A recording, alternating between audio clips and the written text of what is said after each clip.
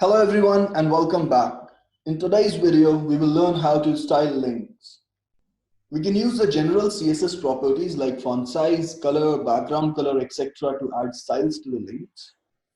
Let's try some examples to understand it better. So this is the code we've got. Let's bring up our code editor here. Let's give a background color to our top bar. So let's do that.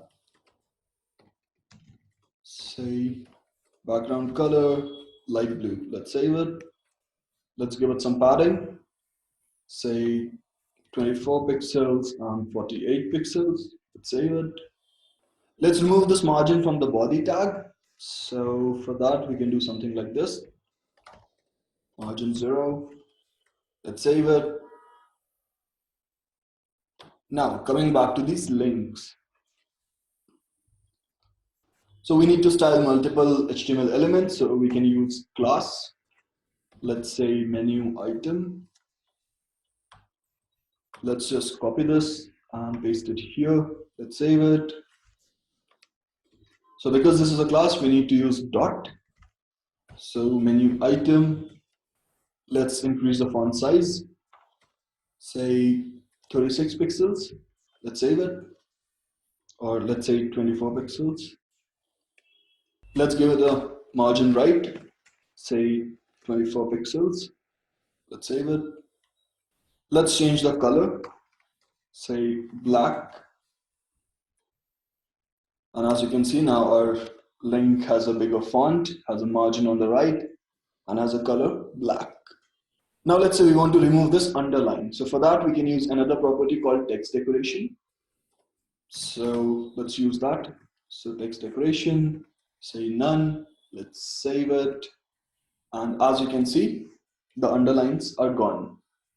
Now, the HTML links have different states, which are as follows. So the first one is link. So this is the state when link is not visited. So it's like the default state. Then the next one is visited. This is the state when the link is visited. So user clicked on the link and visited the page. Then we've got hover. So this is the state when mouse is hovered on the link. And then we've got the last one, which is active. So this is the state when the link is clicked. That moment, that's the state called active. Let's try giving styles for these different states. First, we got to select our link. So in our case, menu item.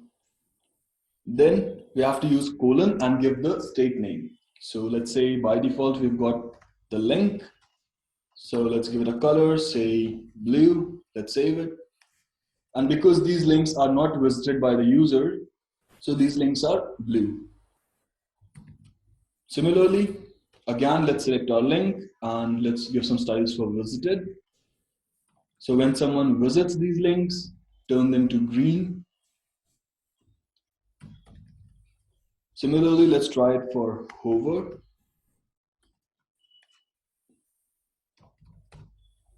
So when someone hovers, turn them red. And then we've got active. So let's write some styles for that as well.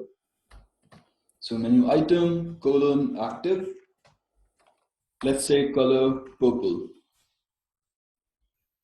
Let's save it. All right, so as you can see, by default, these links are blue because I have not visited these links. Now when I hover, the color should turn to red. So I hover here and the color goes red, and same goes for this one. Then we've got active. So when I click on this link, it should turn to purple. So let's try that. And as you can see, the link went purple when I clicked on it. And when I visit the link, it should turn green. So I've opened the link in a new tab and this link went green.